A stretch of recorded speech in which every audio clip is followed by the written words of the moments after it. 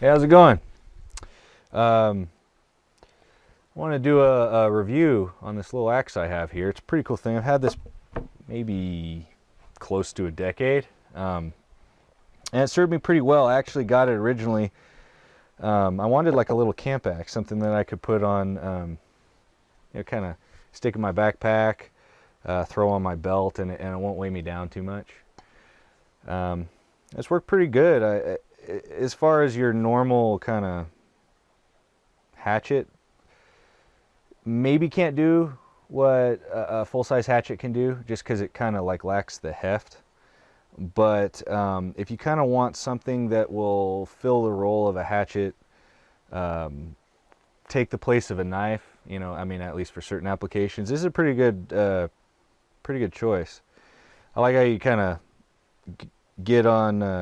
get your hand up here next to the head. You can kind of shave things, good for feathering wood. Do a little bit of whittling when you're sitting by the fire if you're camping. The handle, the shape of it is just a little bit different than some of the other hatchets I was looking at, of the Scandinavian design, which this is. And I kind of like it though. Has its own character to it, fits in the hand really well, feels really good. It's almost like kind of a tomahawk kind of vibe. But anyway, yeah, I've had this for many years. I think when I first got it, maybe it was $120, something like that. Several years ago. I was looking up, kind of see if they still offer it, what the price is, and I see these going for somewhere around 150 these days, which is kind of interesting because that's more than the full-size hatchets that they have. Or they have one with a bigger head and kind of a short handle, and then they have kind of what you typically think of a hatchet. And for some reason these are more, and I think maybe it has something to do with the machinery they have. Is it hard to make these heads smaller or something? I don't know. But doing a little bit of reading about these, I found out some information. One of the things that's cool is the maker. Anybody who is in the factory and actually making your axes, if they made this head, they're going to put their initials on there. And I have some information on it. I'll read it to you a different part of the video. But this is Lennart Peterson, I think, is the craftsman that made this, who I also read is the same craftsman that designed the mini hatchet, which I think is pretty cool. As far as Gransfors Bruks themselves, this is the only product I have by them. I have some other Scandinavian style axes and hatchets, but not of Gransfors Bruks. And part of the reason for that is they cost a lot. And the reason they cost a lot is this is probably one of the best, if not the best, axe maker of this style that that is in Sweden. But there's some other ones that are out there. I know Wetterlings makes ones makes them very similar. They cost a little bit less. And then if you kind of want to get into the some Scandinavian axes or hatchets, get your feet wet, but you don't want to pay the price, you can also try a Husqvarna, which is a pretty good option. They, from what I've read, they use other axe making companies in Sweden to make their axes for them. So I've heard they kind of jump around a little bit. I know Wetterlings did for a while. Currently, I'm not sure who's making their axes. But if you look at one of these and you look at one of those Husqvarnas, you're going to see a lot of similarities. Maybe it's not quite, up to par to these, but it's so close that if you don't have a lot of money to throw around, but you really like the design of these axes, which most people do, I do, I think that it would be a pretty good choice. If you want to spring for a little bit, something a little bit better, you could pay the extra money. I didn't get the full-size axe because I just kind of wanted to, get this little mini hatchet I thought was so cool. I didn't see something else like it on the market, at least not of this quality. Pretty sure it's a Hickory Handle. I know that Sweden, they're known for their steel. This really, really good quality steel. They harden the edge, and they keep the rest of it keep the rest of it soft, which I guess is pretty standard for axes and hatchets. I mean, it makes a lot of sense. keep the edge sharp, but you don't want this thing to shatter and shoot pieces in your face. Better off bending than breaking or chipping.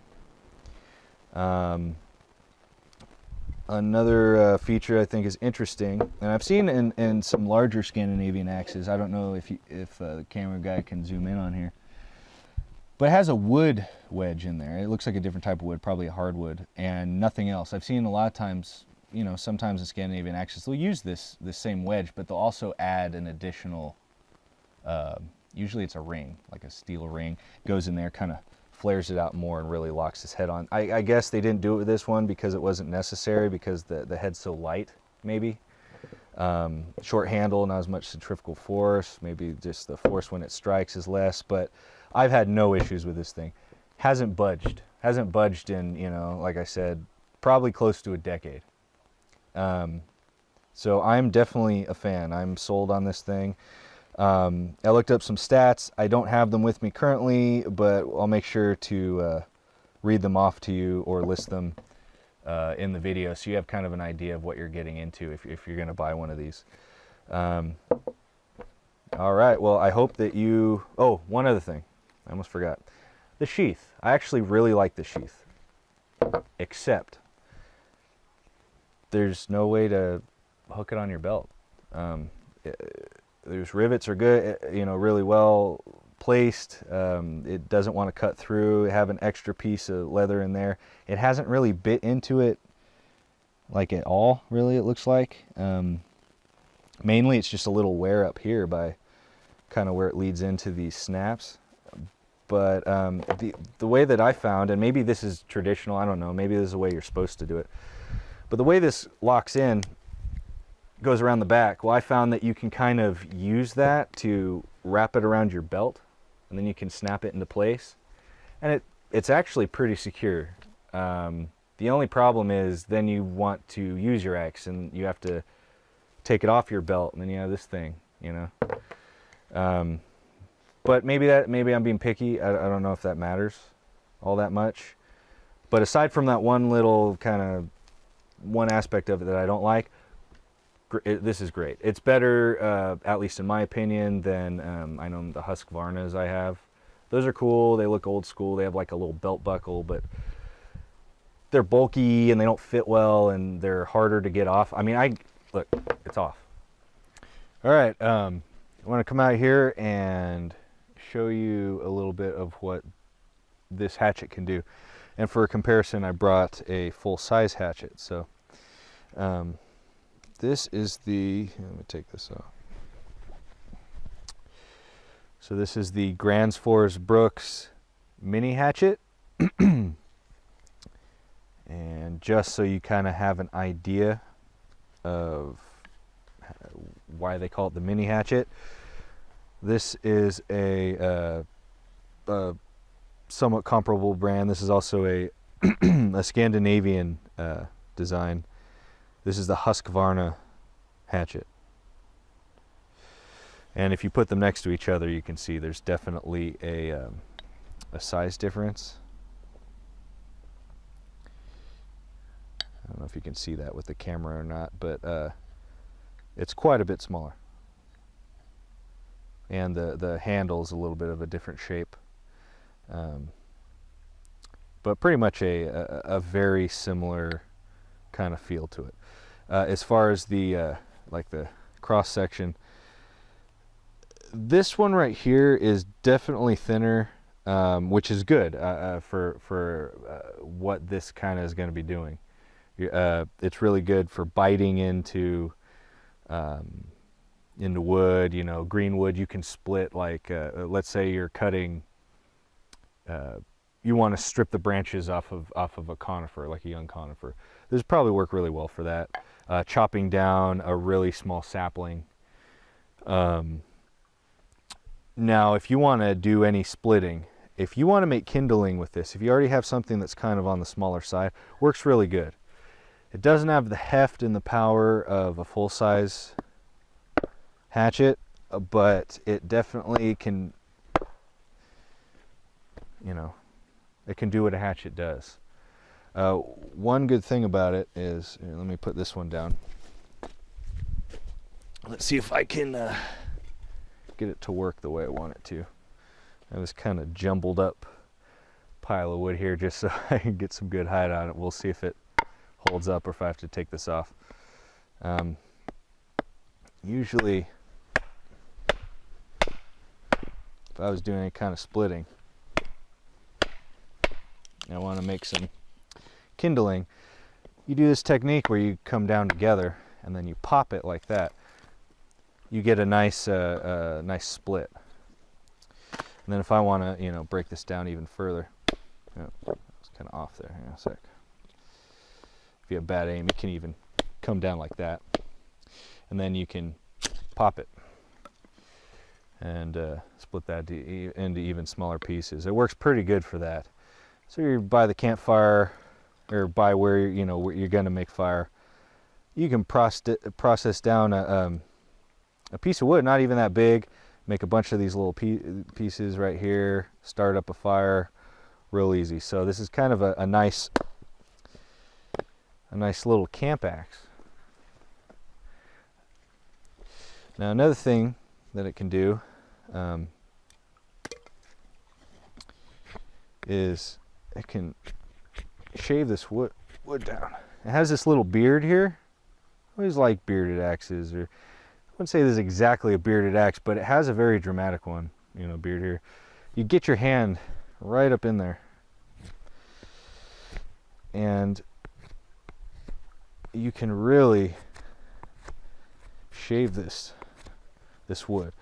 You know, it being a Scandinavian axe, the bit itself, like the blade, is usually more aimed towards softwoods. I mean, in Scandinavia, they have conifers up there, mostly. And so usually they're going to be designing their axes around that. And conifers are known to have fairly soft wood, very, very straight grain. So, you know, the axe is designed to deal with that kind of thing. I mean, there's still some power behind it. It feels pretty good in your hand. I mean, look at that.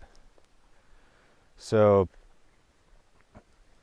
you know, and the edge holds up pretty good. You know, over the years, I've had a few nicks in here. I've had to resharpen it a little bit, but it's really held up really nice. So,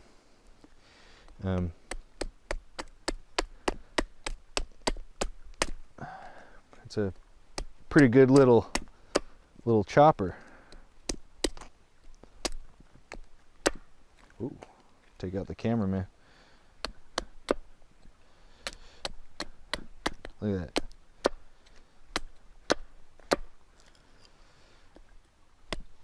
And I remember when I got this thing, you know, it was a while ago, several years ago now. It was pretty sharp when I got it. I was very impressed. I mean, anything you hear about Swedish axes, Swedish steel, Swedish knives, I mean, it's all true. It's pretty good. They know what they're doing.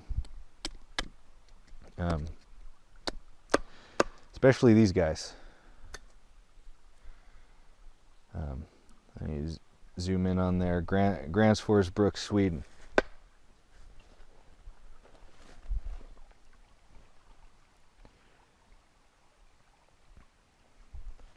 And on the other side, they have a little insignia here, and then the initials of the man who made it, which I definitely appreciate. Yeah, Hickory Handle, American Hickory. I mean, pretty much the best high impact wood that you can get for handles of axes and hammers, and you know, you name it. If it's gonna be getting a lot of shock, it's a perfect choice. And good quality steel. I mean, no complaints. If you're in the market, you can spend the money. I definitely recommend it. And again, I'm gonna let me grab that other hatchet here just so you can get an idea. of the size difference there. See that guy? You see that guy?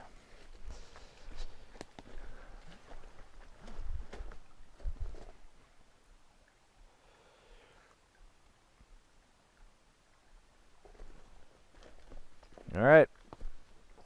Hope that helped you. I'll see you next time.